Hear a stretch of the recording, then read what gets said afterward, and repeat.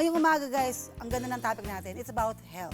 Ano Saka sa masabi mo panahon dyan? ngayon talagang stressful na. Hindi lang sa physical, hindi lang sa reality, but also in digital and social media. Yan. Ikaw pala. Anyway, ngayong umaga, syempre may mga guest tayo na mag-share ng kanilang mga, syempre, bibigyan tayo ng mga tips kung paano pangalagaan Saka natin mga busy sarili. rin itong mga taong ito. Oo, Madaling diba? makakarit ang marami. Ayan. He is a community leader, mentor, and a career coach who advocates for mental wellness through empowerment and meaningful engagement. He inspires individuals to build resilience, purpose, and hope through learning.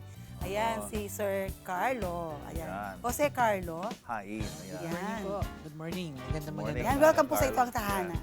Nakita rin tayo uli-uli after many years. Welcome sa Ito Ang Tahanan. At eto pa, syempre, ano? A devoted mother and Mrs. Cosmo World 2026. Ayan, kita mo naman, ha? She is a symbol of strength and resilience, having overcome her own battle with anxiety. She now advocates for mental health awareness, inspiring others to seek help, embrace healing, and find hope. That's all welcome, ano? Miss Leona Anderson. Cosmo Ayan. World 2026. At Anyway, syempre, yan, yan, oo. our favorite guest, of course, our Dr. Richard Mata, a pediatrician, health advocate, and well-known content creator who uses his platform to educate the public on health, parenting, and family wellness. As a physician, father, and public speaker, he is committed to promoting health awareness and empowering Filipino families through information and advocacy. Let us all welcome Dr. Mata. Doc Mata. Kamusta po kayo uli? Yan, hello once again. Parang tagal natin hindi nagkita. Parang isang linggo na. Oo nga eh. Looking great always. Ayan. Thank you and hello po sa mga guests din natin. Yan. At ito na nga, ang tanong ko, bakit maraming Pilipino ang nagpapatingin lamang kapag malala na? Ang alin? Ang sakit Malala, natin, oh, ganyan. ang sakit. Kaya malala na yung ubo, Oo. malala na yung sakit sa ulo, may migraine na. Yan. Bakit ba ganun? Pag sinabi mo kasing Pinoy, medyo complacent tayo na di ba? Parang, baka mali pa yung assessment ko. Pwede pa siguro, gagaling pa to eh. Parang, lang to, hindi natin pinapansin agad. Pero, kumbaga, hindi tayo maindahin agad ng sakit. No, yun yung nakikita kong kaya pag lumala na, tsaka natin nare-realize na malala na pala bago natin na-discover na ito na pala yung estado natin. Yun na nga. Bali, since Filipino din naman yung mom ko, Yun. medyo.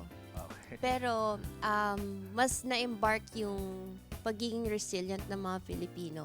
So, na-embody yun sa amin na hanggang kaya pa, sige. Yun na nga, di ba? Oo.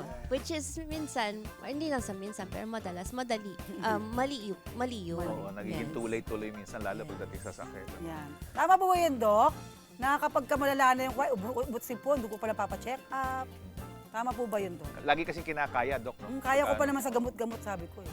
Yes, actually ang role po ng government din yan eh. Kasi may tinatawag po dapat tayong primary health care.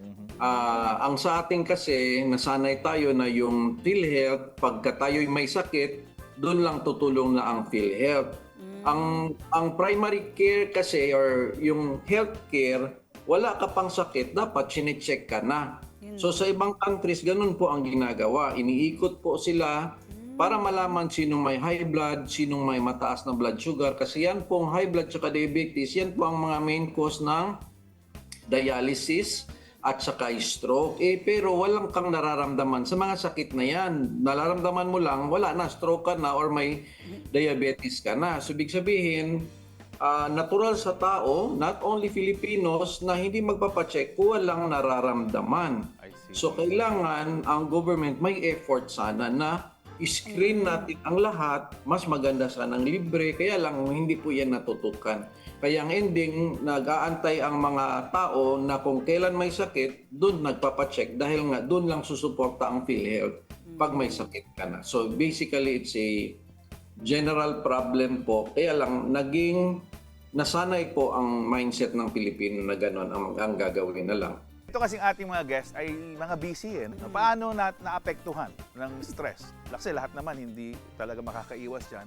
at ng puyat, yan, yung overwork, especially pag may mga events na ganyan, yung ating pangangatawan. Kalimitan, Kuya Benny, di ba? Makikita talaga natin na apektado tayo pag puyat, yung sobrang stress tayo. Minsan, hindi natin na mamalayan, medyo lutang na tayo, hindi na natin na, wala na pala dun sa topic natin yung nadidiscuss natin dahil talagang medyo overwork na tayo. Ang pinaka-importante is to stay grounded.